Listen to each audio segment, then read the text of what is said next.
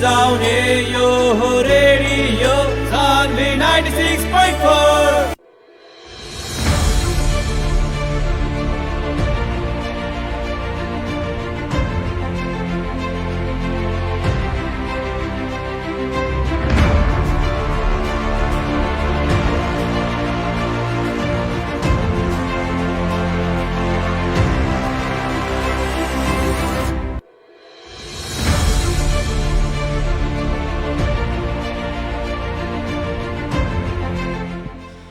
हजुर नमस्कार, सुन्दै हुनुहुन्छ radio Sanvi 96.4 megahertz. Radio Sanvi 96.4 मेगाहर्जमा यो कार्यक्रम कोरोना विशेष र कोरोना विशेषको साथमा आज पनि उपस्थित भइसकेछु। कार्यक्रम प्रस्तोता राम मण्डल, प्रविधिमा हुनुहुन्छ सानुजी। हामी कोरोना सङ्क्रमणको बारेमा कुराकानी गर्नेछौँ कार्यक्रममा र एकजना अतिथिसँग पनि त्यसमा हामी कुराकानी गर्ने गरेका छौँ र आज पनि यस्तै एकजना अतिथि साथै कोरोना सङ्क्रमण, बढ्दो कोरोना सङ्क्रमणको बारेमा कुराकानी गर्नको लागि उपस्थित भइसकेका छौँ।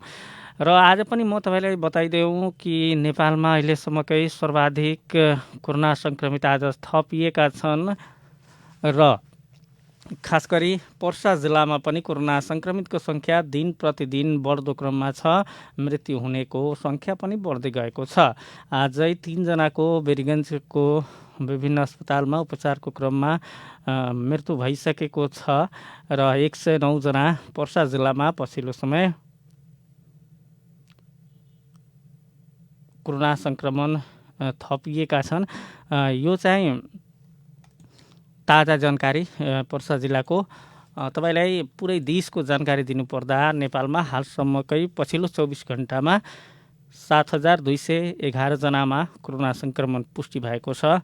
यो सङ्ख्या निकै ठुलो हो र 7,211 जनामा पछिल्लो 24 घण्टामा कोरोना सङ्क्रमण पुष्टि भएसँगै अब चाहिँ हामीले कोरोना सङ्क्रमणबाट कसरी बच्न सकिन्छ, खास गरी यो विषयमा हामीहरू कुराकानी गर्ने गरेका छौँ। कार्यक्रममा एकजना अतिथि पनि हुनुहुन्छ। आज पनि हामी एकजना अतिथि लिएर आएका छौँ। आजको अतिथि हुनुहुन्छ पर्साको पोखरिया नगरपालिकाकी उपप्रमुख सलमा खातुन। उहाँसित खासमा गाउँको अवस्था के छ र उहाँको चाहिँ नगरपालिकाको अवस्था, खास गरी पर्सामा 1 हप्ताको निषेधाज्ञा पनि लगाइएको छ। यो निषेधाज्ञाको क्रममा चाहिँ कतिको मानिसहरू निषेधाज्ञालाई टेरेका छन्, अवस्था कस्तो छ, मास्क लगाएका छन् कि छैनन्, यो बारेमा पनि हामीले ध्यान दिनुपर्ने कुरा हुन्छ। खास गरी हाम्रो यो गाउँ देहाततिर चाहिँ मास्क नलगाइदिने मानिस पनि धेरै भेटिने गरेका छन्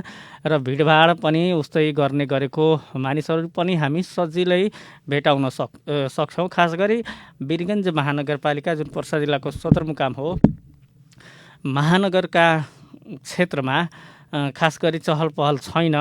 मानिसहरू घरबाट निस्केका छैनन्। पसल दोकान अत्यावश्यक बाहेक, सेवाका बाहेक गाडी पनि चलेको छैन र खास गरी अन्य दुकान पसलहरू, बजारहरू खुलेका छैनन्।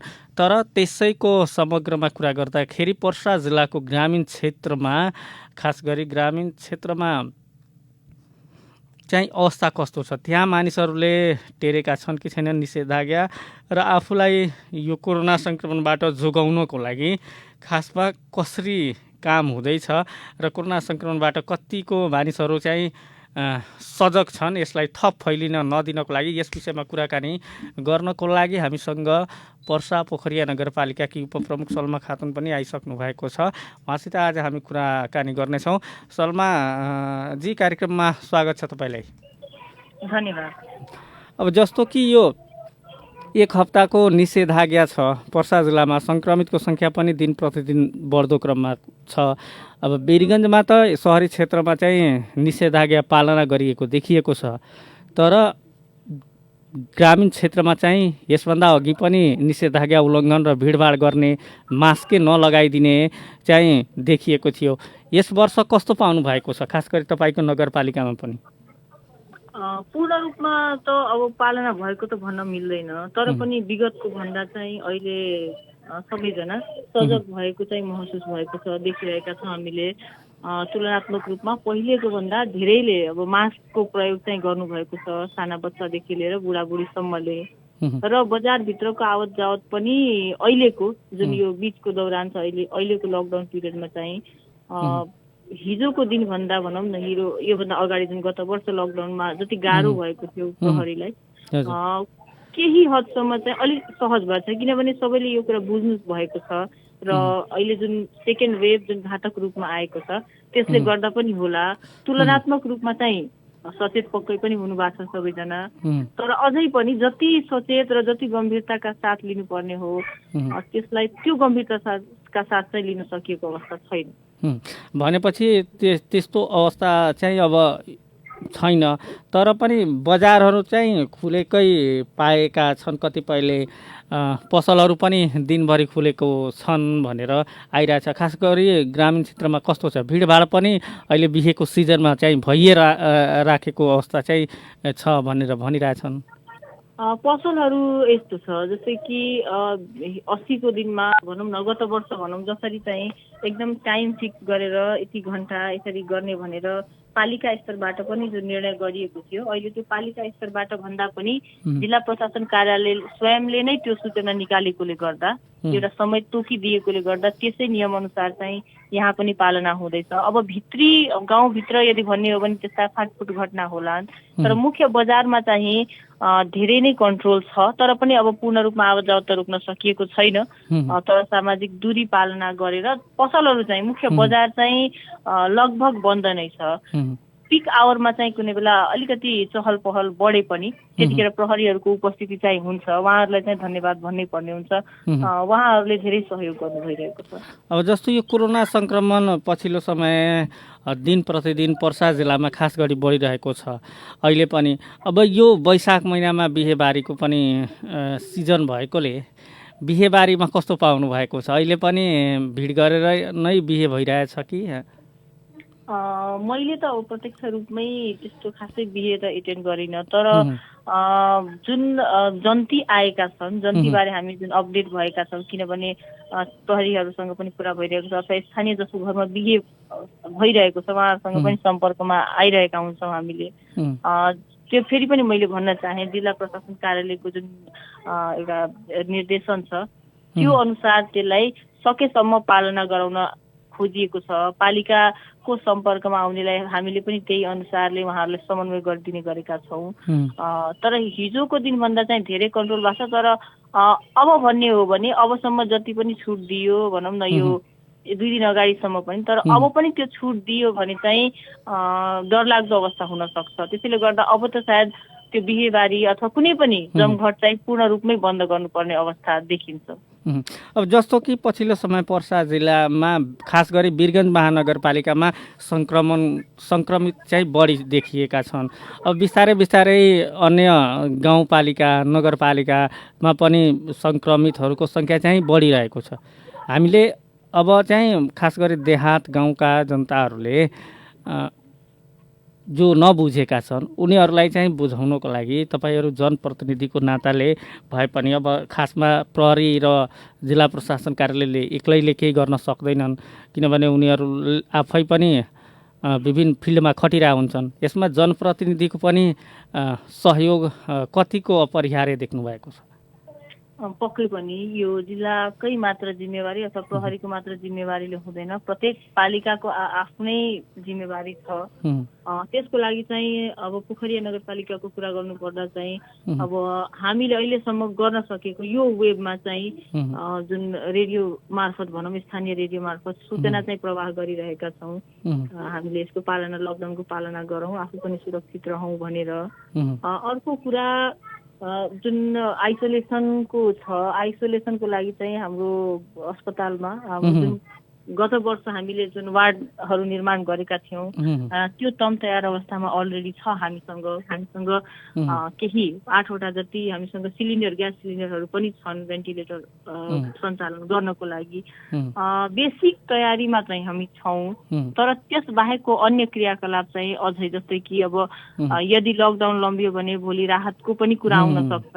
अर्को कुरा हामीले समुदायमा फेरि पनि कुनै सामग्रीहरू वितरण गर्नुपर्ने हुन सक्छ कि अथवा एउटा स्ट्राटेजी भनौँ न पालिकाको जुन गत वर्ष हामीले स्ट्राटेजी जुन बनाएर गएका थियौँ जसले गर्दा जिल्लामै राम्रो कहलिएका थियौँ, अहिले चाहिँ यसपालि त्यो हुन नसकेको अवस्था देखिएको छ। अहिलेसम्म विपद व्यवस्थापन समितिको औपचारिक चाहिँ त्यो बैठक बस्न सकेको छैन, अथवा कार्यपालिकाकै भनौँ न त्यो बसेर औपचारिक निर्णय हुन नसक्दा अथवा एकअर्कासँग कुरा साटासाट हुन नसक्दा चाहिँ त्यो अन्यलको अवस्था चाहिँ सिर्जना भएको छ।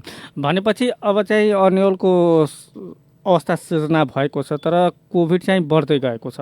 अब चाहिँ यस्तो अवस्थामा चाहिँ छिट्टै अब जस्तो वीरगञ्ज महानगरपालिकाको लगभग हरेक वडामा नै सङ्क्रमितहरू फेला परिसकेका छन्। 32वटै वडाको कुराकानी गर्दाखेरि अब नगरपालिका गाउँपालिका त्यतातिर पनि बिस्तारै सर्दै जाने क्रम छ। जस्तो कि आजै 109 जनामा सङ्क्रमण भेटिएको छ। पर्सा जिल्लामा मात्र हिजो पनि त्यतिकै हाराहारीमा भेटिएको थियो। अब यो सङ्क्रमण बढ्दै गएको अवस्थामा चाहिँ तपाईँहरूले चाहिँ अब खास गरी एउटा प्रशासन अथवा प्रहरी अथवा सङ्घीय सरकार प्रदेश सरकार बाहेक पनि आफ्नै मातहतले के गर्न भ्याउनुहुन्छ, जस्तो कि पोहोर साल गर्नुभएको थियो? हजुर, पक्कै पनि यो जुन टेस्टिङको कुरा आयो, पिसिआर टेस्टको कुरा यहाँले वीरगञ्जमा धेरै देखियो भन्नुभयो। वीरगञ्जमा टेस्ट भएर देखिएको हो र हामी सबैले बुझेका छौँ हामीले टेस्ट नै नगरेसम्म त रिजल्ट देखिने कुरा आउँदैन। त्यही भएर त्यो टेस्ट चाहिँ फेरि पनि हाम्रो नगरपालिकाले आफ्नो पहलबाट चाहिँ गराउनु पर्छ भन्ने मेरो मान्यता हो। र त्यो टेस्ट हामीले ग्रामीण क्षेत्रमा सुरुवात गर्न सकेका छैनौँ, अथवा क्वारेन्टिन जुन बाहिरबाट जो व्यक्तिहरू आइरहनु भएको छ क्वारेन्टिन, अहिले त होम आइसोलेसनको कुरा आएको छ धेरै जस्तो, किनभने होम क्वारेन्टिन गरौँ सकेसम्म भन्ने। तर त्यो पनि हामीले त्यसमा एउटा कमसेकम एउटा सूचना निकालिदिएर अलिकति स्ट्रिक्ट रूपमा पालना गराउनु पर्ने हो। र त्यही कुरा हुन नसक्दा चाहिँ अहिले विभिन्न वडा अध्यक्षज्यूहरूले पनि म स्वयंले पनि हाम्रो भनौँ न अब कार्यालयलाई ध्यानाकर्षण गराइरहेका छौँ। सकेसम्म यथाशीघ्र बैठक बस्नु पर्यो र एउटा सबैको राय सल्लाहका साथ एउटा औपचारिक निर्णय गरेर एउटा हुन्छ नि खाका तयार पारेर, जबकि हामीले त्यो गरिसकेको काम छ, हामीसँग अनुभव पनि छ र राम्रो गरेका थियौँ हामीले, त्यसलाई फेरि पनि हामीले रिपिट गर्नुपर्ने हुन्छ। अहिलेको माग के छ त्यसमा चाहिँ हामी लाग्नु एकदम जरुरी छ। अन्यथा अब प्रहरीलाई त केही भन्ने अवस्था छैन, उहाँहरूले पूर्ण सहयोग गर्नुभएको छ। तर अब चाहिँ विपद व्यवस्थापन समितिको भूमिका चाहिँ अत्यन्त महत्त्वपूर्ण छ यसमा। त्यसैले म यो फेरि पनि यो रेडियो मार्फत पनि म फेरि हाम्रो सम्पूर्ण सरकारवाला र जिम्मेवार व्यक्तिहरूलाई म फेरि पनि भनाउन चाहन्छु, त्यसको एउटा मेम्बर म पनि हो, तर मैले मात्र चाहेर त्यो बैठक डाक्ने अधिकार मलाई छैन।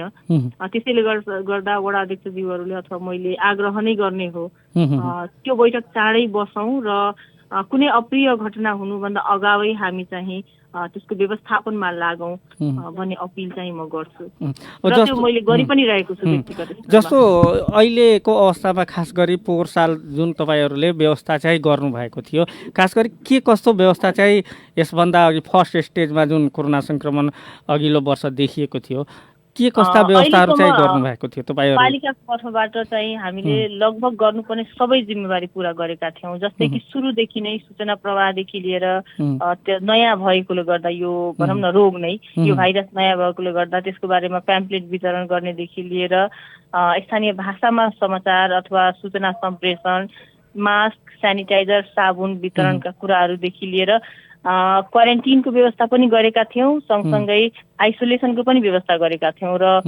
त्यहाँको आन्तरिक व्यवस्थापन पनि हामीले सकेसम्म राम्रो होस् भनेर चाहिँ त्यहाँको प्रत्येक व्यवस्थापन आफ्नो निगरानीमा हेरेका थियौँ र त्यही मैले भन्न खोजेको कि त्यो चाहिँ हामीले राम्ररी गरेका थियौँ र त्यसले गर्दा अलिकति कन्फिडेन्ट बिल्डअप भएको छ, हामी गर्न सक्छौँ भनेर।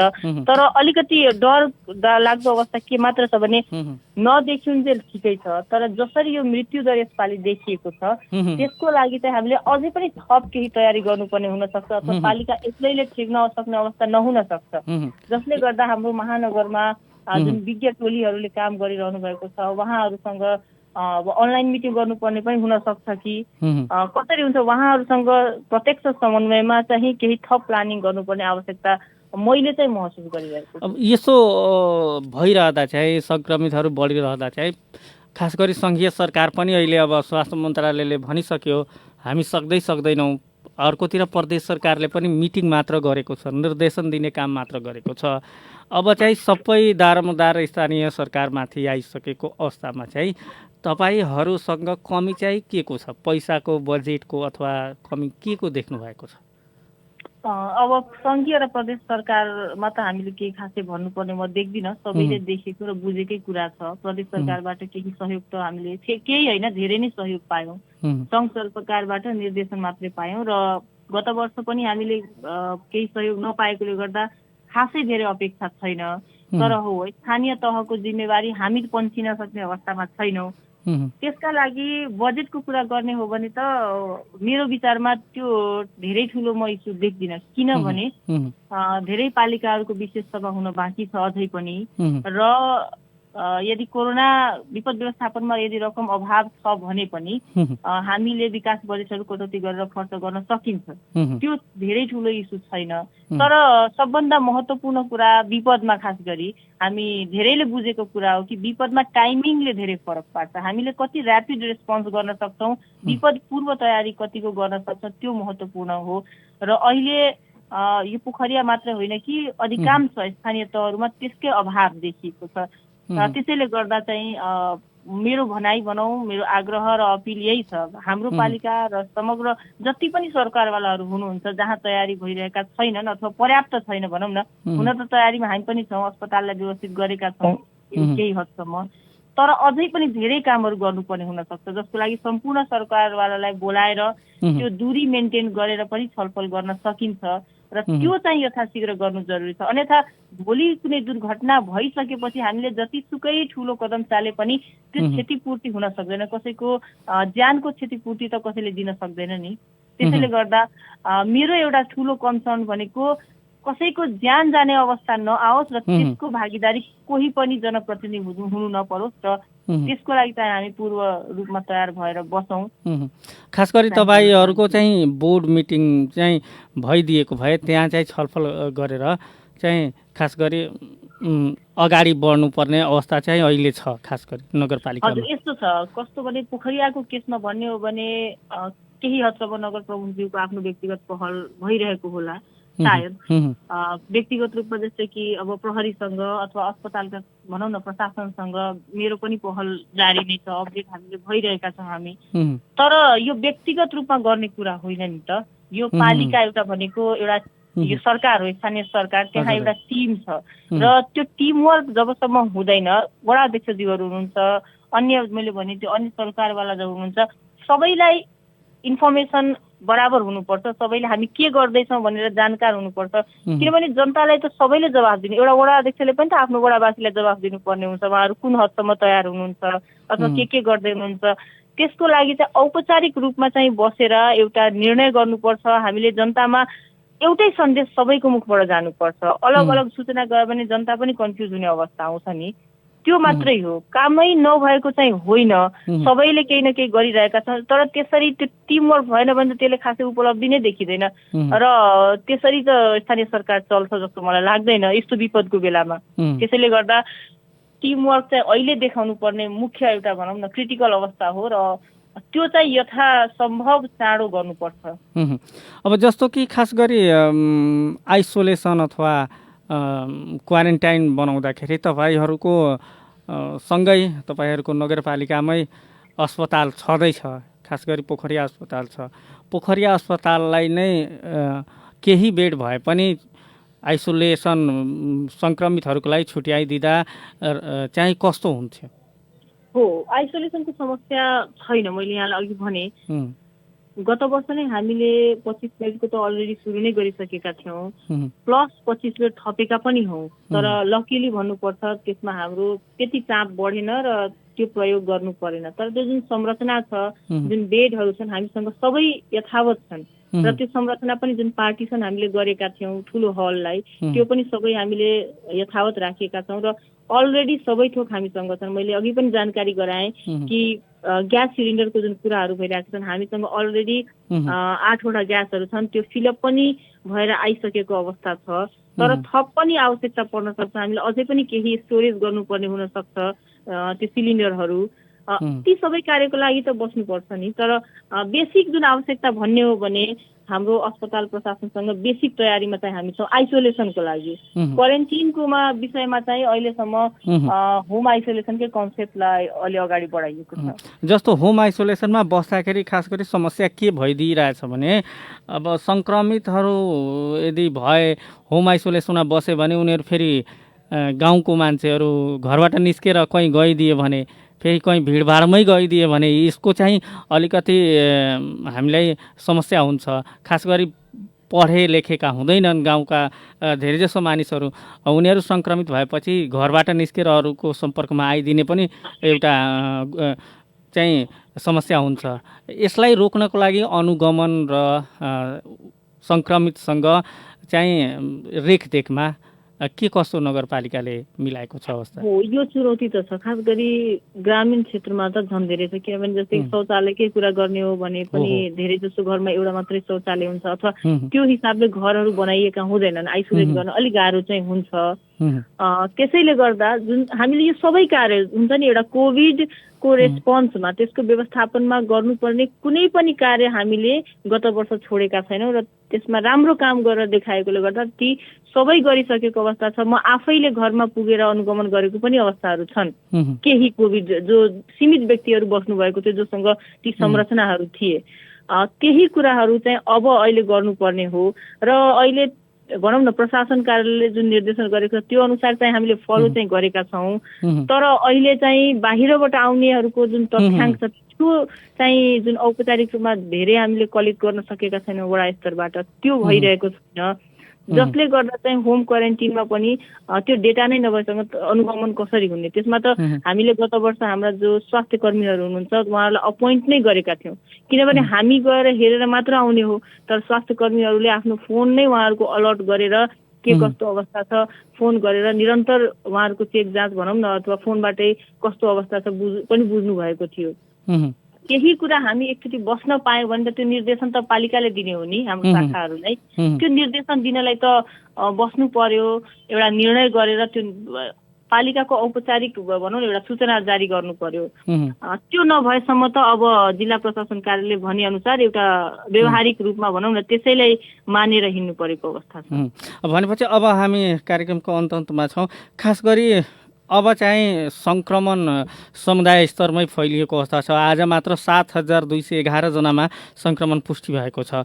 अब चाहिँ हाम्रो हटस्पोट पर्सा जिल्ला पनि भएको छ, निषेधाज्ञा छ। आम जनतासित नगरवासीसित के भन्न चाहनुहुन्छ र आफ्नो नगरपालिकाका सदस्य जुन छन्, वडा अध्यक्ष हुनुहुन्छ, मेयर हुनुहुन्छ, उहाँहरूलाई के सन्देश छोड्नुहुन्छ अन्त्यमा? हामी त एउटा टिम भयौँ, हामीले गर्ने कामहरू आफ्नो ठाउँमा छन्। हामीले बसेर सकेसम्म टाइममा रेस्पोन्स गर्नु पर्यो, त्यो छन्। तर त्यसका अलावा एउटा ठुलो सिख मलाई के लाग्छ भने एउटा छिमेकी देश भारतकै हेरौँ न, तुलनात्मक रूपमा आर्थिक हिसाबले हरेक हिसाबले हामीभन्दा विकसित देश हो। तर त्यति धेरै भनौँ न क्षमता स्रोत साधन हुँदाहुँदै पनि आउट अफ कन्ट्रोल भइरहेको छ त्यहाँ अवस्था। र भोलि हाम्रो लापरवाहीले गर्दा यदि त्यस्तो अवस्था खुदा नखास्ता आइदियो भने चाहिँ हाम्रो सरकारले नै भनौँ न विथड्र गरिसकेको छ। सरकारले नै हार मानिसकेको अवस्थामा कुनै पनि एउटा हाम्रो मात्र होइन, कुनै पनि पालिका मात्रले त्यसलाई थेक्न सक्ने अवस्था छैन। त्यसैले गर्दा जब सबै सरकारवालाले आफ्नो दायित्व त अफकोर्स पुरा गर्नै पर्छ, त्यसबाट पन्छिन पाउँदैनौँ हामीले। तर एउटा विशेष आग्रह आम जनतालाई के पनि हो भने हामी रोगबाट बच्नु नै सबभन्दा ठुलो उपाय हुन्छ र अहिले कोरोना बारेमा हामी सबै जानकार छौँ। त्यसैले कृपया यो जुन चेन तोड्नको लागि, यो लिङ्क तोड्नको लागि लकडाउन गरिएको छ, कृपया यसको पालना गरेर यसलाई फैलिनबाट नै रोकौँ र हामी हाम्रा घरका बुढापाका बच्चाहरू, खास गरी बच्चाहरूलाई पनि सुरक्षित राखौँ र स्वास्थ्य मापदण्डहरू मास्क लगाइदिउँ, साबुन पानीले हात धोइदिउँ। सीमित समय अलिकति दुःख सहँदाखेरि यदि हाम्रो लाइफ सहज हुन्छ भने अलिकति त्यो दुःख चाहिँ अब भनौँ त्यो सहकार्य भन्नुपर्छ, अथवा स्थानीय सरकारहरूलाई यहाँहरूको तर्फबाट कमसेकम त्यति पनि सहयोग भइदिनुपर्छ भन्ने चाहिँ विशेष आग्रह सम्पूर्ण जनतामा। हस्, व्यस्त समयका बावजुद पनि कार्यक्रममा आउनुभयो, आफ्नो अमूल्य सल्लाह सुझाव र गर्नुपर्ने कामहरूको बारेमा चर्चा गर्नुभयो। यसको लागि रेडियो सान्वीको तर्फबाट, मेरो तर्फबाट धेरै धेरै धन्यवाद। मलाई पनि आफ्ना कुरा राख्ने अवसर दिनुभएकोमा यहाँलाई र सम्पूर्ण टिमलाई धेरै धेरै धन्यवाद। नमस्कार। उहाँ हुनुहुन्थ्यो पर्सा पोखरिया नगरपालिकाकी उपप्रमुख सलमा खातुन। खास गरी उहाँसित कुराकानी गऱ्यौँ पर्सा जिल्लामा पछिल्लो समय बढ्दै गएको कोरोना सङ्क्रमण कसरी रोकथाम गर्ने, खास गरी आफ्नो पालिकामा स्थानीय सरकार ले चाहिँ के गर्दैछन्, स्थानीय सरकारको सोच के छ, कोरोना सङ्क्रमितको सङ्ख्या दिन प्रतिदिन बढ्दै गइरहेको सन्दर्भमा स्थानीय सरकारले किन चाहिँ अहिलेसम्म आइसोलेसन तयार गर्न सकेका छैनन् र के चाहिन्छ त्यसको बारेमा तयार गर्नको लागि के समस्या छ, यसको बारेमा आज हामी कुराकानी गऱ्यौँ।